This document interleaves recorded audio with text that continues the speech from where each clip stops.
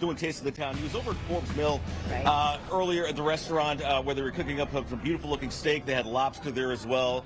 Sal, it looks like you are ready to eat right now, but you also have a look at some of the other areas across Danville that offer some great eateries, too. That's exactly right, Andre. So this is a fancy place. It's Forbes Mill Steakhouse. It's really fancy, and I would come here for a special meal. And they have wine, they have a sommelier here. They'll hook you up if you want a fancy steak, you want a fancy meal, steak and lobster. However, if you want to have more of a casual meal, there are plenty of places in Danville, too. For that, let's check it out. Danville has a lot of places to eat packed into a relatively small town. Breweries, upscale eateries, and tasty hole-in-the-walls. There are restaurants everywhere. In fact, we've had more open since the pandemic, and we're actually going to be opening a vegan restaurant just 1 block down the street here. I'm very looking forward to that. With so many choices, I first went to a pub that's been thriving since 1987. It's Pete's Brass Rail and Car Wash. First, let's get one thing out of the way. There is no Pete, there is no car wash, and there is no brass rail.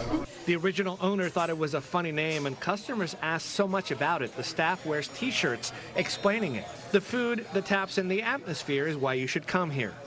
Todd Burger. It is a burger. It has all my favorites. It's on sliced sourdough. It has pepper jack cheese, avocado, bacon. Get it with the curly fries. It's a bomb. And it tastes just as good as it sounds. Crunchy bread, crispy curly fries. Overall good quality ingredients. It's perfect for a lunch with an ice-cold beverage and friends. While eating, you can gaze at the wall adorned with the names of people in the beer club and some elaborate colored placemats of the fictitious Pete character. When the old owner wanted to retire, Jill Ribejo, who still works here, knew she had to buy the place to keep all of this from going away. Well, it's a really fun place to work, and I was afraid it might go away. There was other offers coming in, and I had to step on the ball and find a partner and make sure it stayed. Good thing too, because this place is an institution. If you'd like Italian food in a beautiful atmosphere, look no further than Locanda Rivello.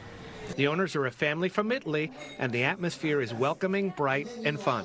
It's fantastic. It really feels like you're in Italy when you're here. It really does. I started by trying a cocktail, the Aperol Spritz. I approve. The food is exactly what you'd want for an Italian restaurant. Let's dive in. The meatballs and the sauce are rich and flavorful, and it's a family recipe. House-made recipe from my grandmother, Carmela.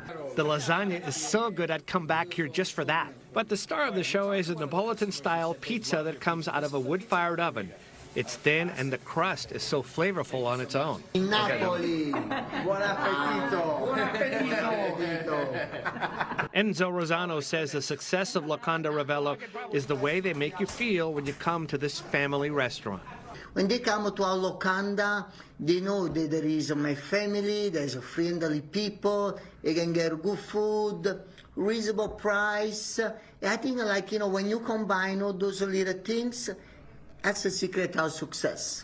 And finally, you need to come to Norm's on Harts Avenue and order the fries. Get this, these spuds are not frozen. They're actually made from real potatoes on site.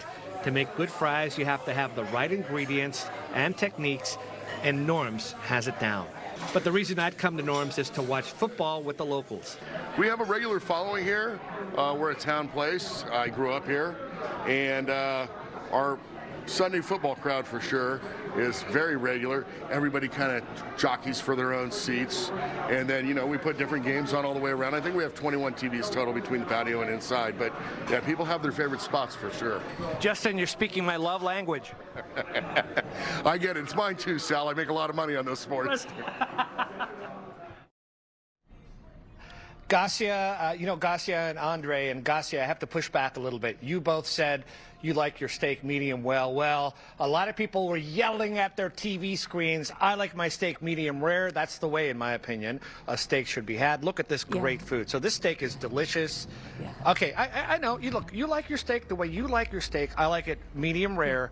We all have differences, but one thing, Gassia, is if you come to Danville, there's something for everyone. There's good Mexican food. There's Primo's, the pizza place, all kinds of stuff that I couldn't get to, but I know is around. So, if you come, you're not going to leave hungry. The power okay? No, I'm sure, and it's funny because Andre and I talked about that. We both were like, should we say medium well? But like we're so comfortable with you and each other and everybody who watches Mornings on 2. We're like, that's cool, medium well, and proud. All right, Sal, thank you so much. Let's switch.